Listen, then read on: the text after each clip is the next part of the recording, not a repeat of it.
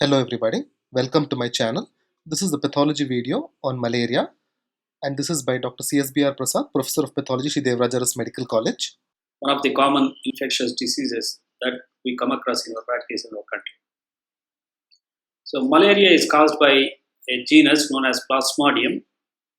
Under there are 5 species which causes human infection, namely the Plasmodium vivax, falciparum, ovale, malaria and novelacea.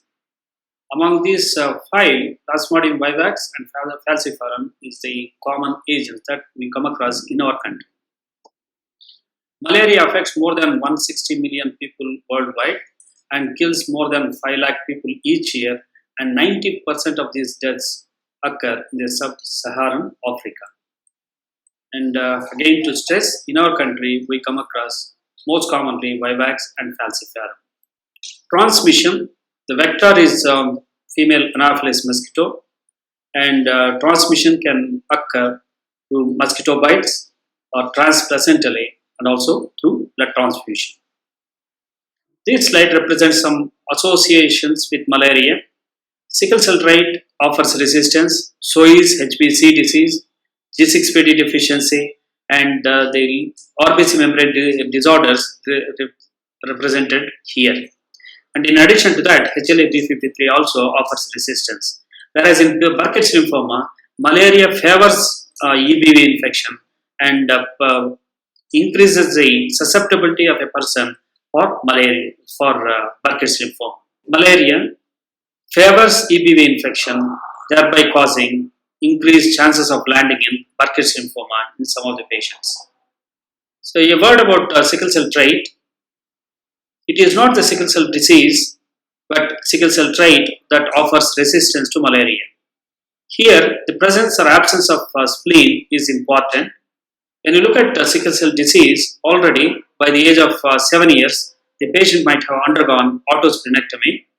And because of this autosplenectomy, on the contrary to the expectations, malarial infections will be very severe in these persons. But if you look at the sickle cell trait, the RBC appear normal unless they are subjected to some required conditions. They will not sickle. So when the malarial parasite enters into such sickle cell trait RBCs, it multiplies, it produces some of the excretory products which causes a drop in pH in the RBC and thereby favoring the polymerization of sickle cell hemoglobin. And HBS, when it polymerizes, the cell will acquire sickle shape and they will be removed by the spleen, which is intact in sickle cell trait patients. So same thing will not occur when there is when the patient is splenectomized. And a word about Duffy blood group. Duffy blood group serves as a receptor for malaria parasite, and absence of Duffy is associated with decreased affection by the malaria.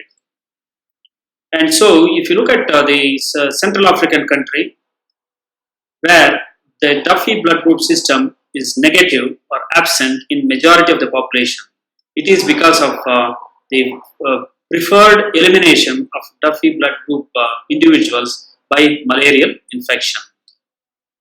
And this Burkitt's lymphoma is caused by EBV infection. Actually, malaria facilitates EBV infection and thereby causing increased tendency for a patient to land in Burkitt's lymphoma. And this slide represents malarial cycle.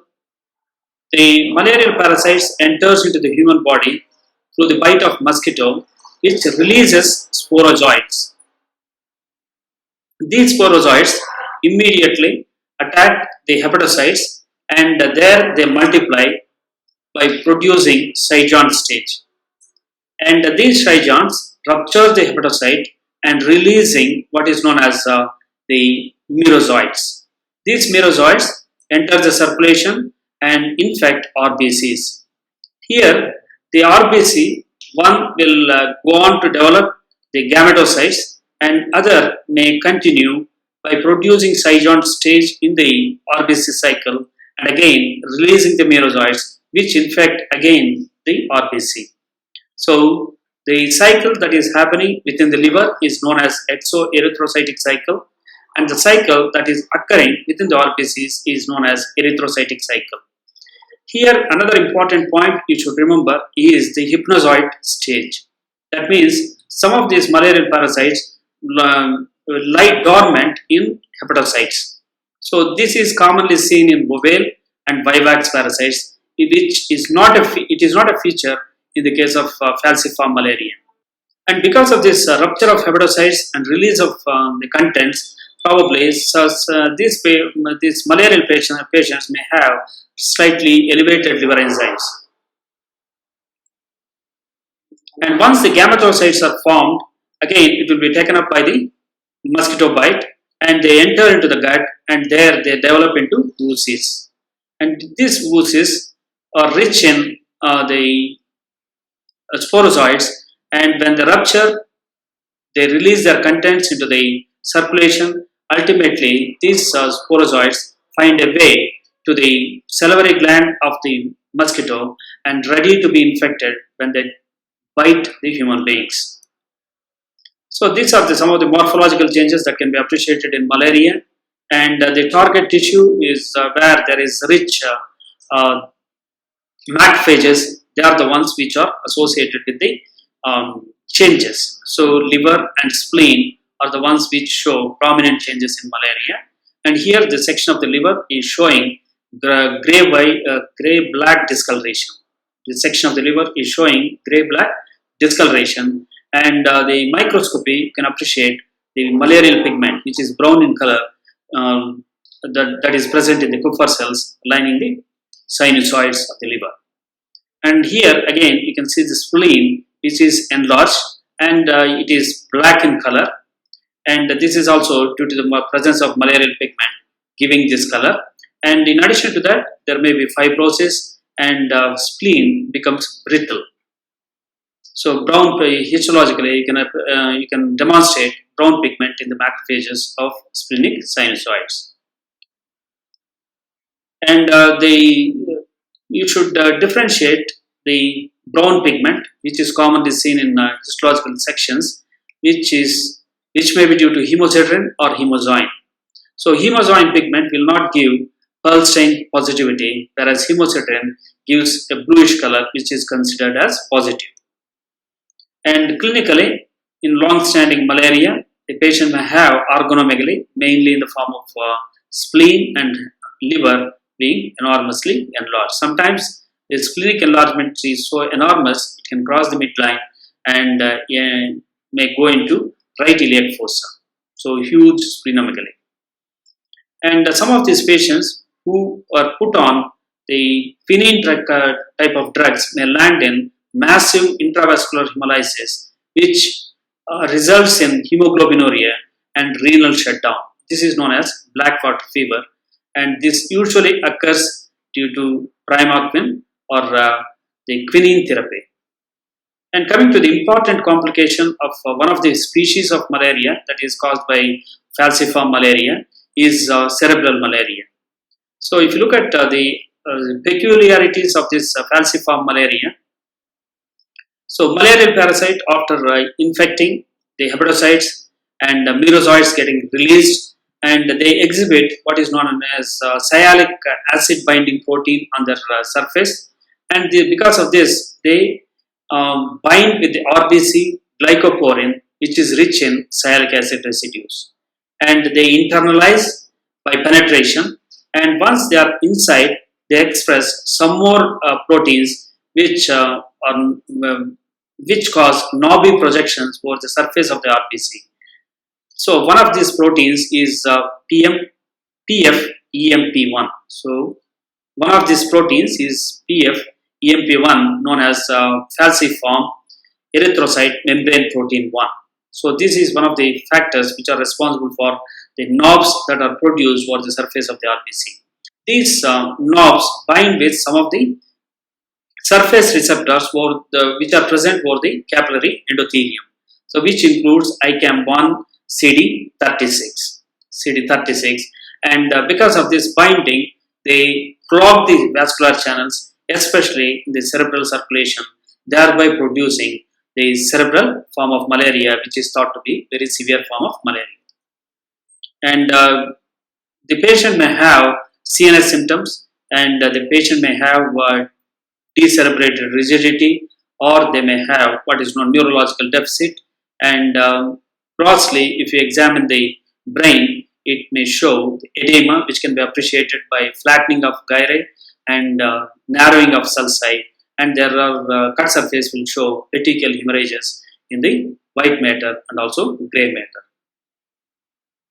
And histologically, you will see small hemorrhages around capillary channels, which you will call as ring hemorrhages, and some inflammatory accumulations in some of the areas, very minute inflammatory accumulations, which you will call as dark granuloma. And these one more slide labeled as C shows the parasitized RBC, which are clogging the lumen of RBC. And you can also demonstrate the pigment in the neuroglia, which is shown in the slide D. Peripheral blood smear findings include the presence of the various stages of the malarial parasite. Here you can see onto the extreme right side top the falciform malaria. Notice the presence of the chromatin, which is bluish or blackish in color, and the ring cytoplasm in the form of ring. So appreciate the thinness of the ring and uniformity of the ring throughout.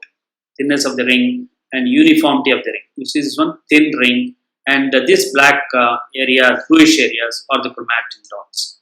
And each RBC has got multiple rings. That is another feature that will help us to identify. And some of these rings may have double chromatin, like this one, double chromatin. And look at this RBC size; they are of normal size, and so the mature RBC are the ones which are targets for falciform malaria. And when the gametocytes are formed, you will see the banana-shaped gametocytes, which are typically seen in the case of falciform malaria. And coming to the vivax malaria, which is another common form in our country, you may find the ring forms, which has got a thicker cytoplasm opposite to the chromatin. So this is chromatin, and this is the thicker cytoplasm, which is directly opposite to the chromatin.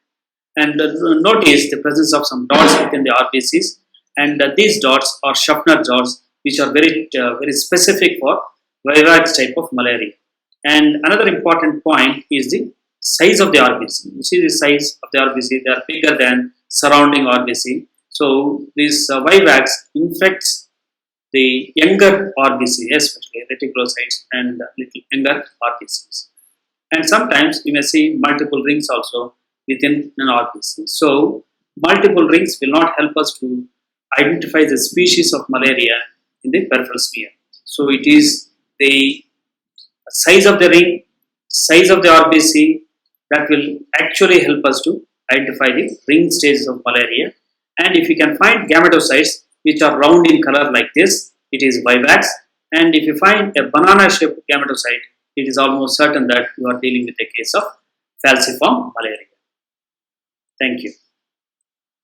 The references for most of our lectures are pathology textbooks, mostly Robbins and Cotran's Pathologic Basis of Disease, and images from online sources. Thanks for watching. Click subscribe and click like if you like the video.